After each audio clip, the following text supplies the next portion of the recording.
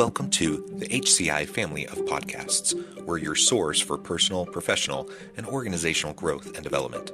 We share our own original research, explore industry trends, and interview executives and thought leaders from across the globe.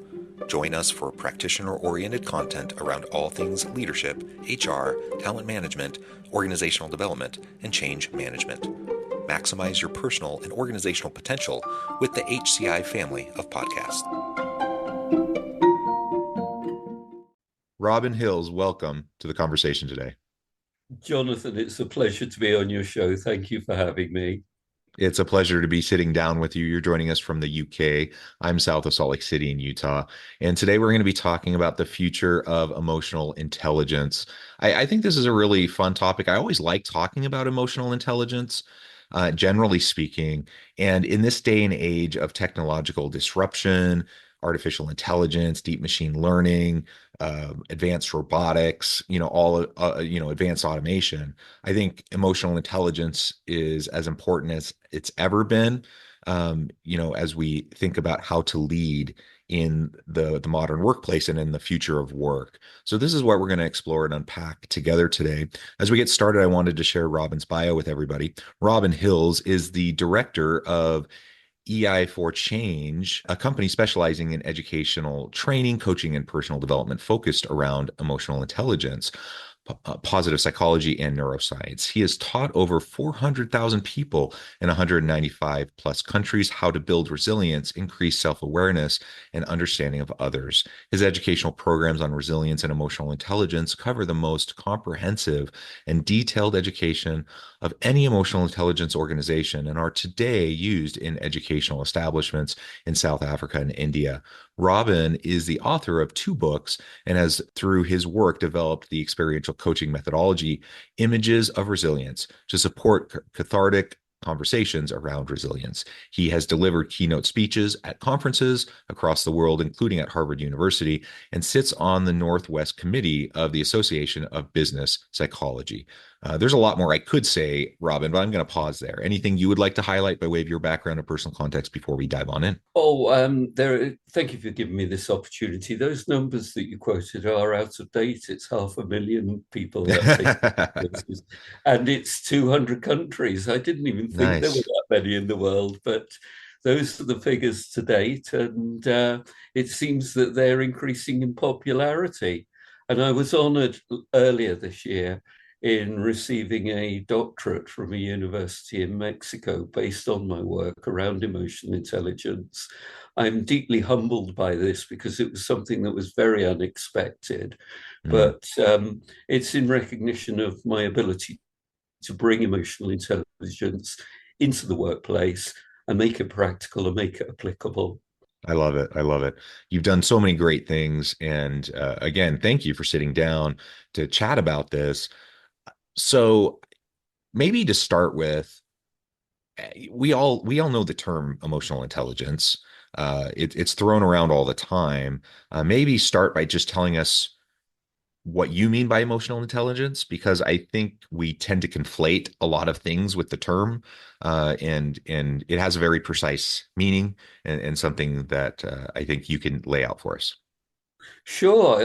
Well, you've got these 2 words, emotional and intelligence, and together they don't seem to work, but together Mm, they do work because we are human beings and we are driven, whether we like it or not, by our emotions. Our emotions are physiological and psychological adaptations to our environment. So as it changes around us, our physiology, our psychology, and therefore our emotions change.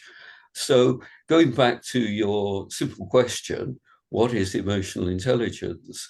Emotional intelligence is being smart with your feelings.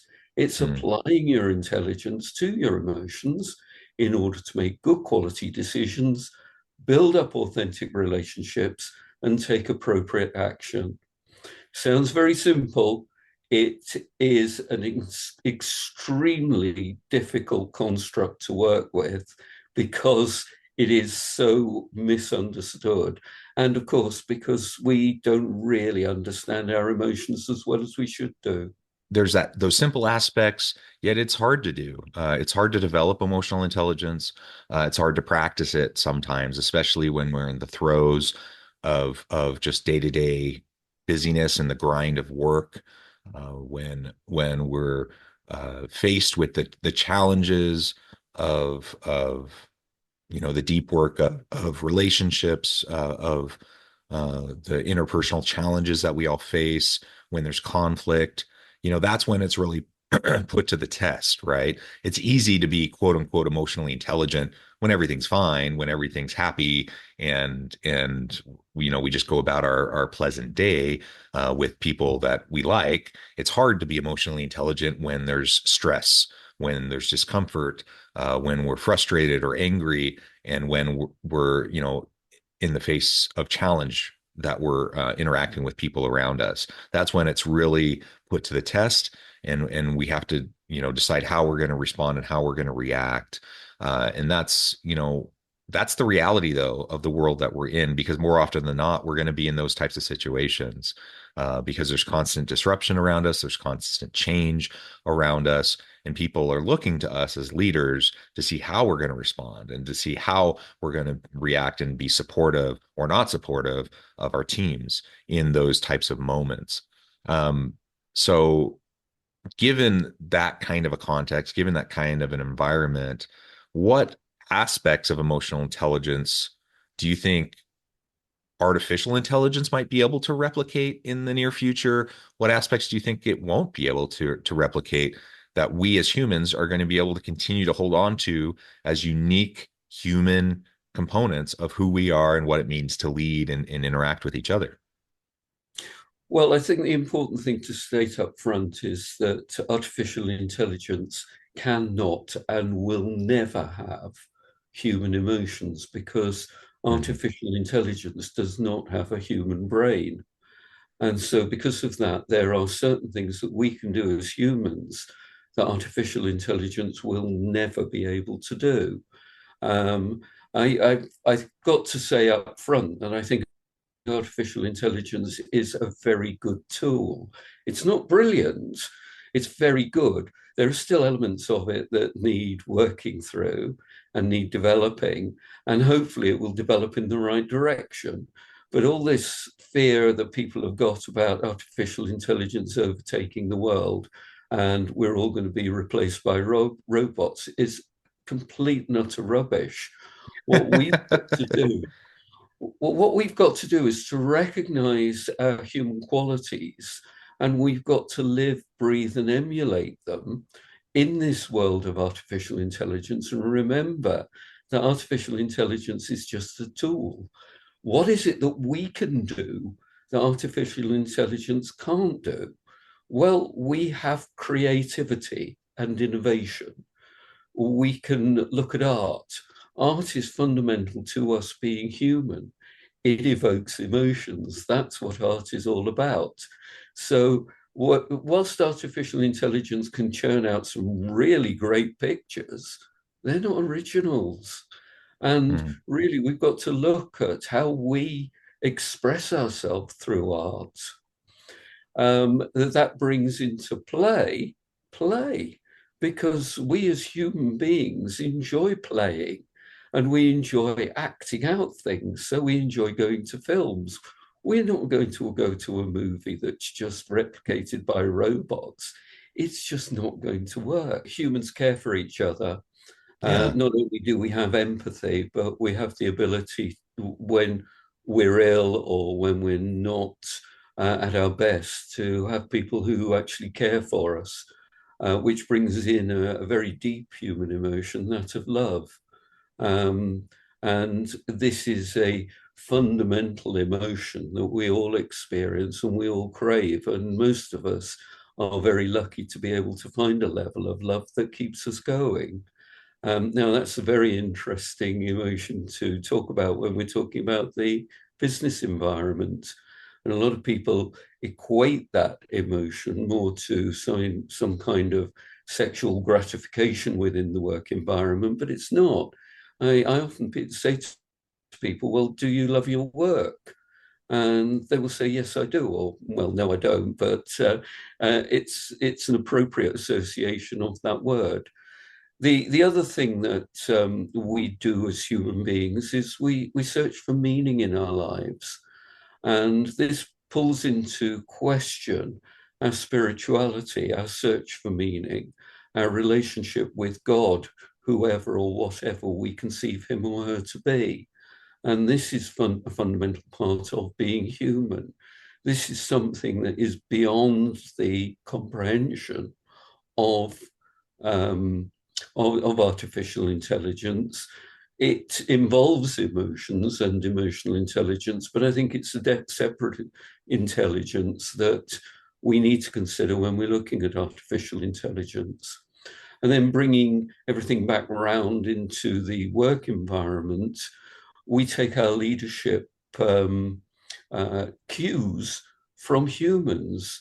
They're able to strategically plan, and they can use entrepreneurial skills to Mhm. help us go and guide us in terms of our growth and in terms of our performance. That's not going to happen with a robot. Yeah, yeah. And it's interesting, right now you can have some fairly interesting interactions with a chat GPT or a Claude where it mimics some of these things, right? It can try to mimic some of those types of insights or emotions or interactions, but it's not real. And it's only faking or mimicking it. And it can only do it to an extent. And over time, as things advance, will it be able to mimic it better? Maybe, probably. But will it be able to um, truly replicate it? That's doubtful.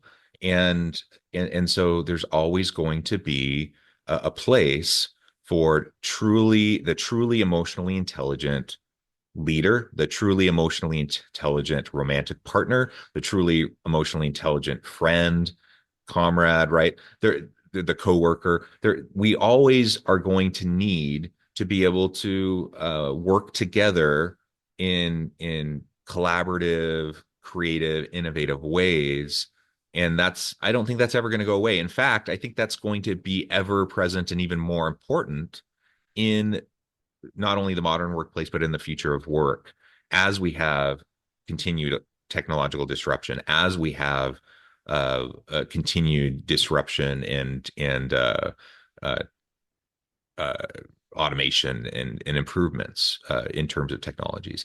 So, anyways, it's interesting to think about. It's interesting to try to imagine because we don't know what we don't know, and we don't know what's going to be developed in the future in terms of computing capacity and all of those sorts of things. But there will be limits when you think about the brain as like the ultimate computer.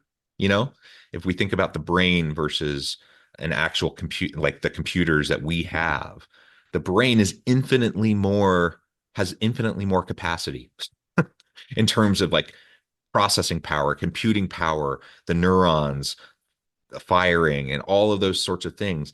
I don't think we're like I don't see how we can possibly get to the point where we will have computing capacity with our technology that can approximate what our brains can do to get to the point where we can mimic, what our brains can do, right? No, that's absolutely right. Look, let me run a little scenario past you. I'm down here in London running a workshop on emotional intelligence for a number of leaders from Western and Central Africa. We've been talking about anger management and how Mm, they manage the fact that or how they would go about managing people who do not perform or transgress some of their core values, do not align with the company values, do not align with the team values. They really do not come up to an agreed standard. Now, that requires human leadership. Well, does the leader get angry with that person, or do they choose another emotion? So, if a robot was in that scenario, it would react according to its programming, and it would react according to how it's learnt its programming. And if it's self-learning, it will learn a certain way of doing things. Well, um, if we then just take that scenario that I've just described to you, and the leader makes the choice not to be angry, but to actually share a different emotion, disappointment, they can actually then induce a degree of emotion around the person feeling guilty and Mhm. feeling shame because they've actually not come up to a certain standard. So if the leader was to say, I'm extremely disappointed in you, I expected better of you, you've let yourself down, you've let me down, you've let the team down, you really haven't come up to the way in which I would have expected you to have performed, the person is going to go away from that interaction feeling really lousy because they have let the team down, they've let the leader down. Now, all you've got to do is put a robot in that leadership position saying the same things. And what's the person going to do? They're just going to shrug their shoulders and say, I don't care. So, this is where the human to human connection will never be replicated by a robot. And okay, we can have some really good robot leaders, but they haven't got that ability to connect with humans at the emotional level. They haven't got the ability to care about another person's performance, good or bad. So these are things that I think what we've got to do moving forward is to build upon these things that I'm highlighting and that you're highlighting, John, around what makes us human and what we can do in the future to work with very positively the tools that we've now been given. It's going to change. It's going to change dramatically. We're going to change as humans, but we can change for the better. So what would you say are some of those things, what are some of those capabilities, those skills, those competencies that we need to develop to future-proof ourselves as leaders in the future? As there are all these technological improvements that are going on around us.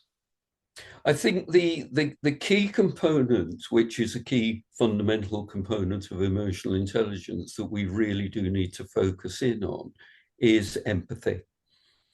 And it's the way in which we understand another person's point of view through their thinking and their emotions and their behavior. And if we can work to empathize with people, then we will build up better relationships.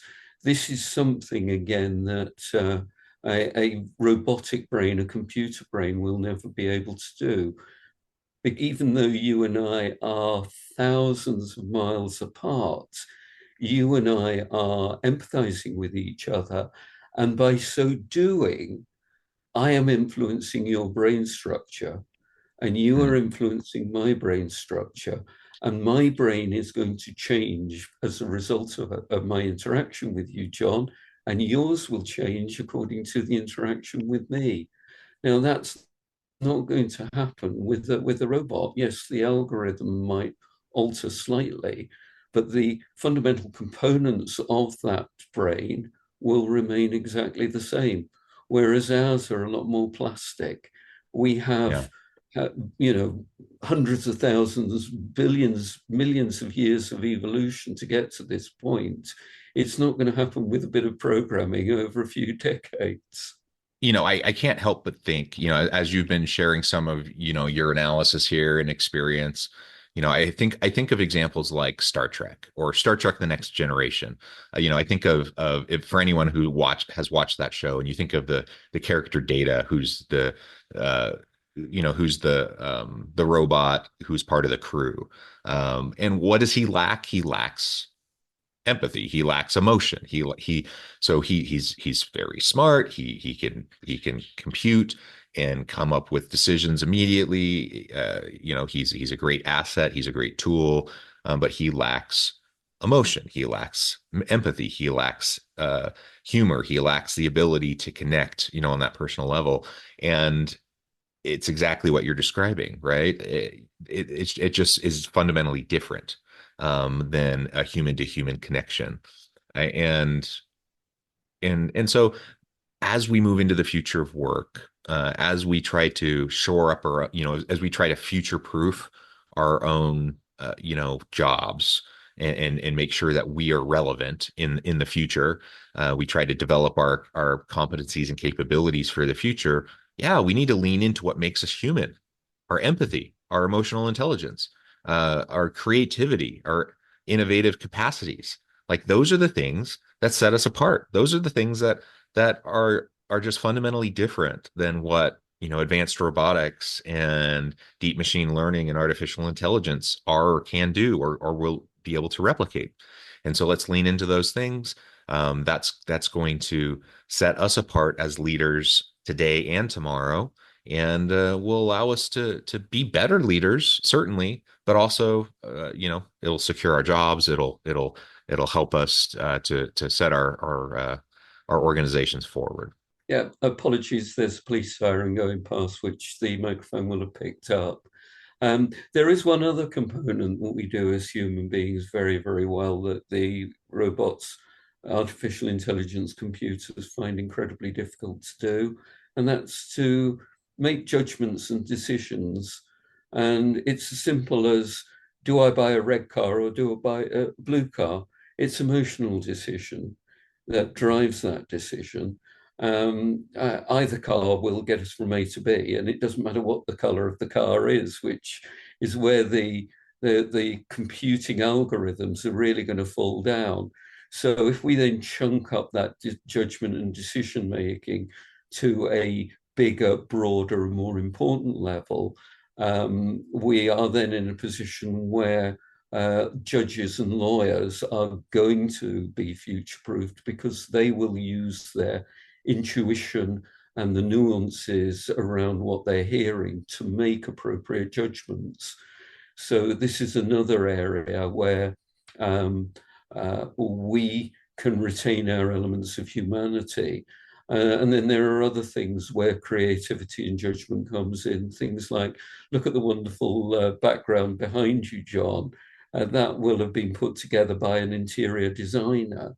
So they will have used artistic expression and materials in order to create that wonderful environment. I know it's artificial, but and I'm sure your leaders do too, but it's another example.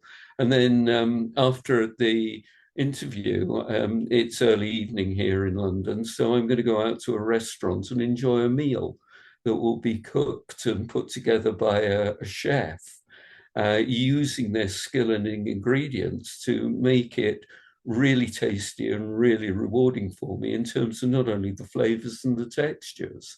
And then again, this is something that really only a human can do because they can actually taste the food and say, yeah, that's fit for purpose. That's at the quality and the standard that I want. Yeah, go and give it to Robin. Absolutely. Robin, such a great conversation. I note the time. I need to let you go here in just a minute. Before we wrap things up for today, I wanted to give you a chance to share with the audience how they can connect with you, find out more about your work, and then give us a final word on the topic for today. Yeah, sure. People can contact me through LinkedIn. I'm very fortunate, and I was on LinkedIn very, very early in its inception. So you just have to put Robin Hills into the search engine, and up I come. Or find me at eiforchange.com. That's EI number 4 change.com. And if you're interested in more information around emotional intelligence, you can sign up for a free book on that page. Or if you dig around, you can sign up for some free courses. And also you can have a look at my online emotional intelligence courses that will cover a lot of what we've talked about, but go into a lot more depth. So that's how you can find me. And really to wrap things up, I think the important thing is for you, your listeners, and me to go away and really focus in on what makes us special, what makes us unique, because there's never going to be another Robin Hills. There's never going to be another John Westover. So what is it that makes us really engage with the world? What makes us special? And what gives us the meaning? to be what we are destined to be. I love it. We're all unique. There's no one else like us. Let's lean into that. Um, I love that we have all this technology around us. It enhances our capacity. It's a tool, but it doesn't need to replace us because there's so much that we bring to the table. I love how emotional intelligence can help us, to strengthen us and to help us to be better and to allow us to expand our capacities as well. Robin, thank you so much for all that you shared with us today, the many insights. I encourage the audience to reach out, to get connected, find out more about what Robin can do for you. And as always, I hope everyone can stay healthy and safe, that you can find meaning and purpose at work each and every day. And I hope you all have a great week.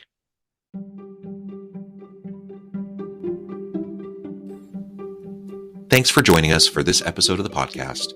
We hope you stay healthy and safe, and please join us again soon.